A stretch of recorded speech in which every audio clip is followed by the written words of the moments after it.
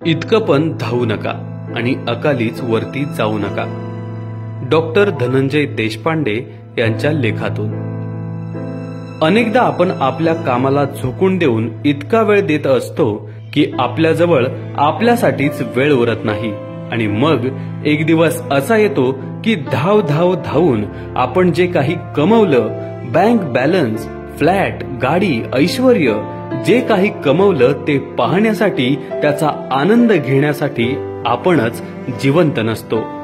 मित्रांनो, ही कहाणी आहे जामनगर, गुजरातच्या अत्यंत यशस्वी अशा डॉक्टरची अचानक थांबलेली जीवनयात्रा. आजवर 16,000 हृदयविकार रुग्णांवर उपचार करून त्यांना जीवनदान मिळवून दिले होते, असे हे डॉक्टर गांधी स्वतः प्रसिद्ध कार्डिओलॉजिस्ट अर्थात हृदयविकार तज्ज्ञ होते. इतकंच नव्हे तर कमी वयात हल्ली अटॅक येत आहेत हे पाहून त्यांनी स्वतः एक मिशन सुरू करून त्याद्वारे सर्वांना जागे करत होते. इतक्या लहान वयात 16,000 ऑपरेशन्स त्यांनी केले, म्हणजे रोज सुमारे 17 ते 18 तास काम करत असणार.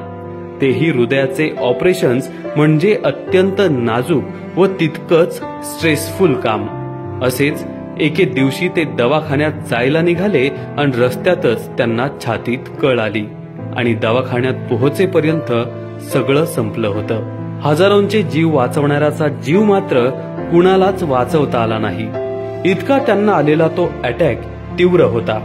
2-3 कारणांसाठी मनात हळहळ दाटून येते. एकतर 41 हे काही जायचं वयच नाही आणि त्यातही अशा बुद्धिमान डॉक्टरची ज्याची समाजाला प्रचंड गरज होती. शिवाय इतरांनी गाफील राहू नये म्हणून जागे करणारे डॉक्टर गांधी स्वतःच कसे स्वतःबद्दल गाफील राहिले. मला एकदम आपल्या डॉक्टर नीतू मांडके यांची आठवण आली. तेही असेच झोकून देऊन काम करणारे हार्ट स्पेशालिस्ट डॉक्टर. ते तर म्हणायचे की मला आजारी पडायला देखील वेळ नाही, इतकी ऑपरेशन्स पेंडिंग आहेत, वेटिंग लिस्ट मोठी आहे. मात्र तेच अटॅकने तडकाफडकी गेले. कामाचा प्रचंड ताण आणि त्यातून होणारा मानसिक ताण आणि त्यातून मग ओघानेच येणारा अटॅक. वाईट वाटतं खूप अशा वेळी.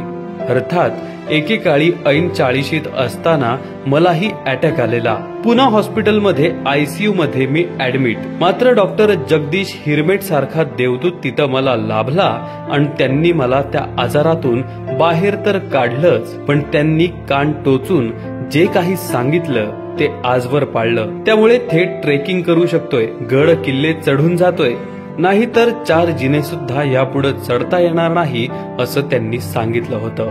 शॉर्ट मध्ये सांगतो, वेळेनुसार जेवण, पुरेसा आहार आणि नो जागरण ही त्रिसूत्र त्यांनी दिलेली, जी आजवर काटेकोर पाळतोय. कितीही अर्जंट काम असलं तरी जेवणाची वेळ कधीच चुकवत नाही आणि झोपेचीही. झोपताना कपभर गार दूध, सकाळी अर्धा तास चालणे, अर्धा तास योगासने, बास इतकंच पुरतं. मनात आलं की सरळ गाडी काढून गोवा, महाबळेश्वर फिरून येतो. मनाला मस्त ठेवलं की जिंदगी पण मस्त मौला होते.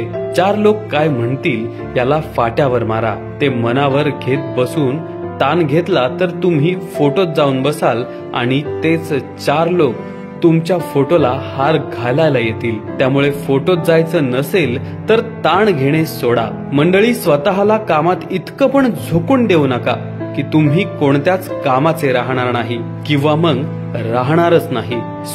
स्वतःवर इतका अन्याय करू नका. स्वतःला थोडासा वेळ जरूर द्या. स्वतःची काळजी घ्या. तुम्ही फक्त तुमचे नाही तर समाजाचे देखील आहात. त्यांना असं वाऱ्यावर सोडून देऊन कसं चालेल.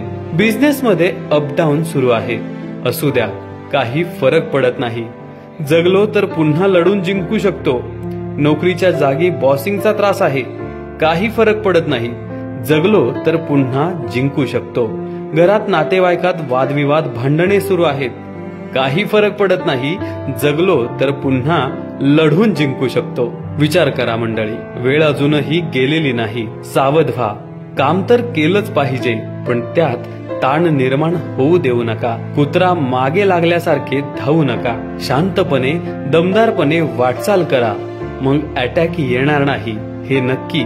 त्यासाठी शुभेच्छा.